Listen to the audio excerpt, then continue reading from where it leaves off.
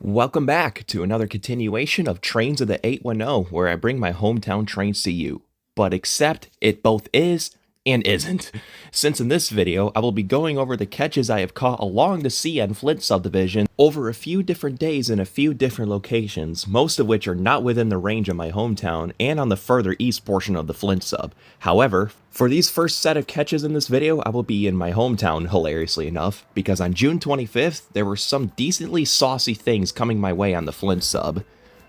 First train on the list was CSX L306 rolling west onto the LSRC transfer track at CP Belsay in Burton, Michigan, with a solo YN3 AC44 in the lead.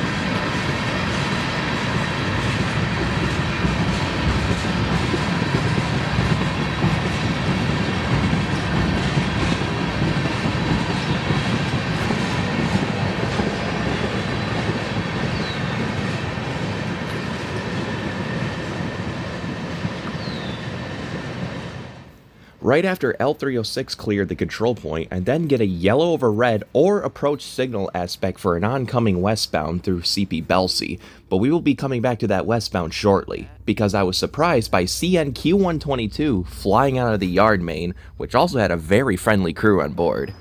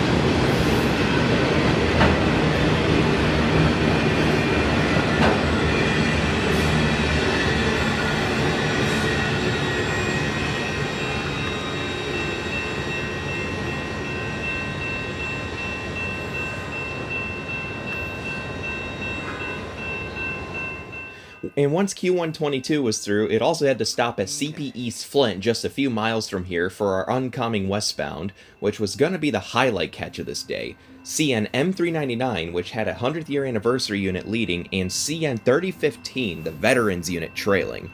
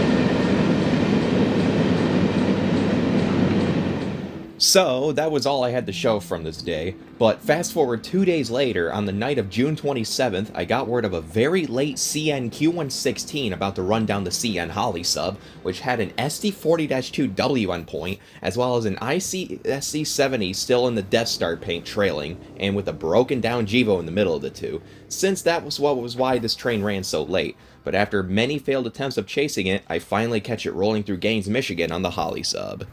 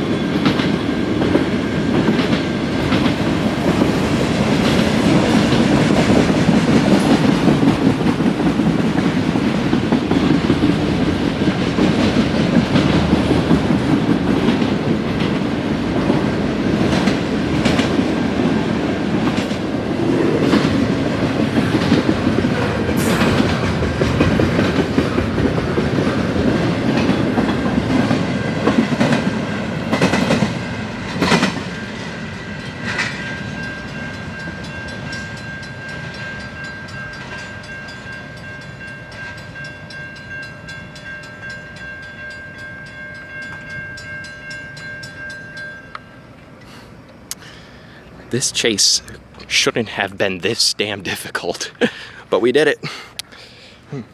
Okay, quit flashing to depot. So after I caught Q116 and left Gaines, I then saw another headlight down the Holly sub tracks around the Durand yard area, which I later found out was CN R944 working the yard, which was pretty neat. But fast forward to the next day, I met up with a couple of friends along the far eastern side of the CN Flint Sub in Emmett, Michigan, where we would then catch a neat handful of trains. First up on the list was, yet again, CN Q122, but this time it was flying through with a Tier 4 Gevo leading, which had a Nathan P5 for a horn, which was pretty interesting.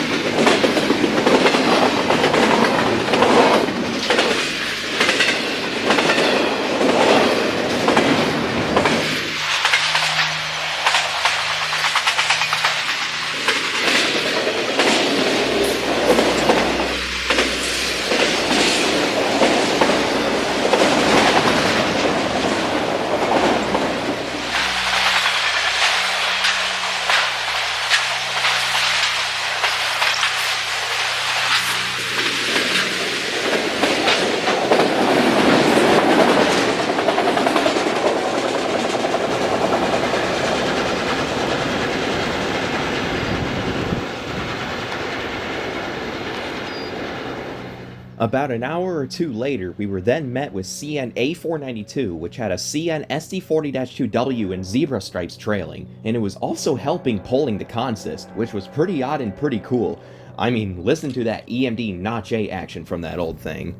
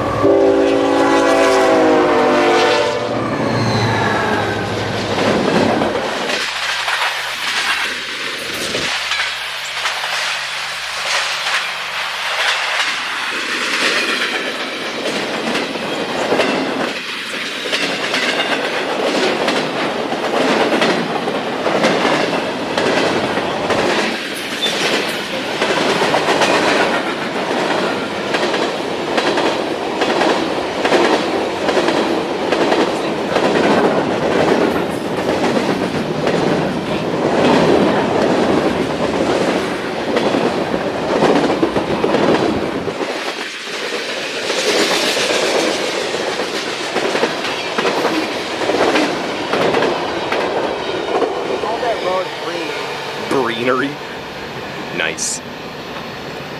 Hey guys, chicken burrito here. No, do not. I'm recording. You know what? I'm keeping that in. Screw it. Keep it in, Brian. After another long couple of hours waiting, we then finally were about to get a short parade of trains. Next up was CN M394, which had another Gevo with an odd horn leading, as well as a CPKC unit trailing, which was also really interesting considering the CPKC unit was technically on its rival railroad's territory.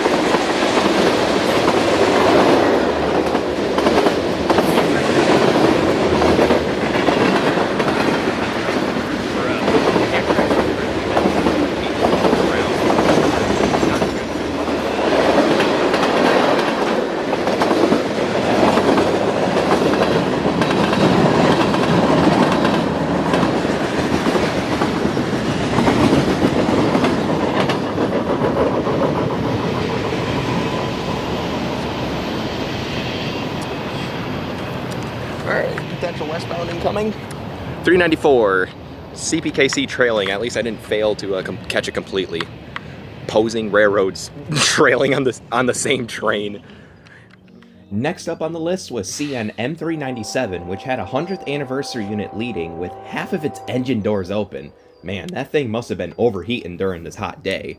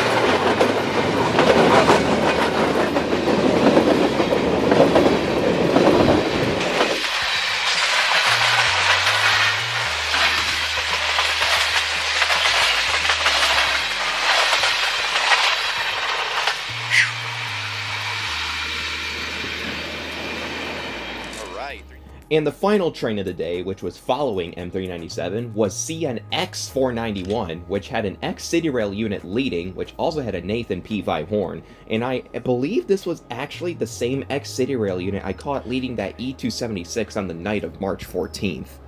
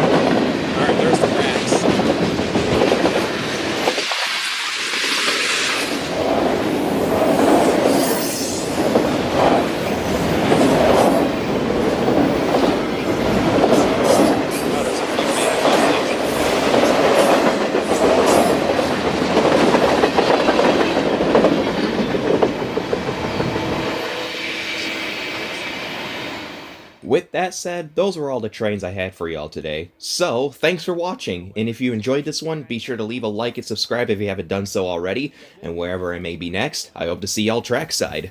Over and out.